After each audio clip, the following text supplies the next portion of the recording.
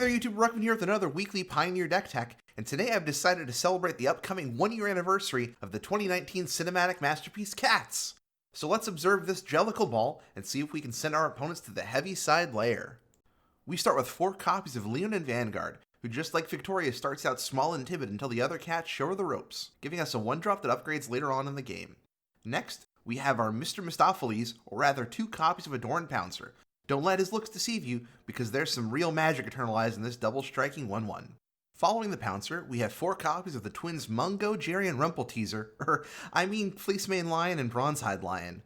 Their 3/3 bodies serve as great above the curve threats to get in for destructive action, or hold off some mono-red attackers. They both also pack great late game abilities between Fleecemane's Monstrosity and Bronzehide's transition into an aura that can protect any of our higher costed cats or lords. After meeting some early friends, it's time to head into the ball and see what all this commotion is about.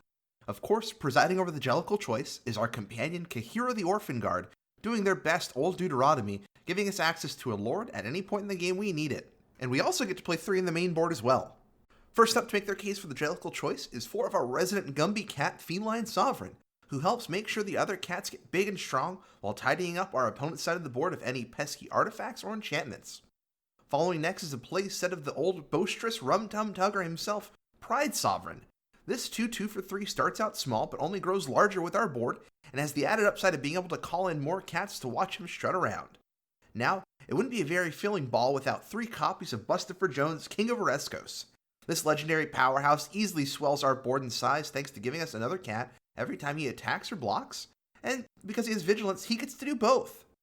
Our last cat in contention for the Jellicle choice is a lone copy of Grisabella of the Dream Den, to let us dig into our memories of turns gone by recasting some of our earlier cats from our graveyard. Of course, there's one more cat in this deck, and that's the dastardly Regal Caracal himself, Macavity. While ineligible for the Jellicle choice itself, Regal Caracal does give our board +1/+1 in lifelink, while also bringing along 2 tokens when it enters the battlefield. It is now just before dawn, and soon you will see the choice made to pick 2 cats that cost at most 3. 4 copies of Collected Company have been assembled. Can you choose the right cats to leave your opponents dismantled? Addressing a cat takes tact and charm, so use these 2 commands to protect them from or to cause harm. Excuse me, I'm not quite sure what happened there, but yes, this deck plays 4 copies of Collected Company to cheat in some of our lords and other curve-topping threats, alongside 2 copies of Dromoka's command to give us a little flexibility in the main board. To help put the show on, we're playing play sets of Temple Garden, Branchloft Pathway, and Sunpetal Grove to make sure we hit all of our colors, which are supported by 5 plains and 4 forests, with 2 Sheffet Dunes for some added value in our mana base.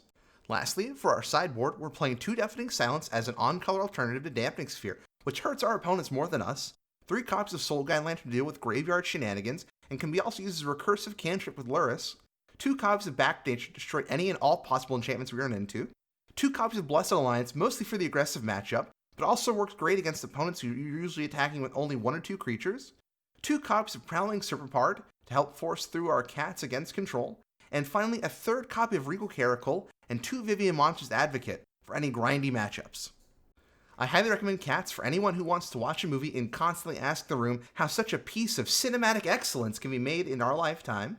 As for the deck, I recommend it for anyone that wants to play an off-the-beaten-path tribal synergy with a surprising amount of power that can push you over the top thanks to the multitude of lords and cards that produce additional tokens to the board.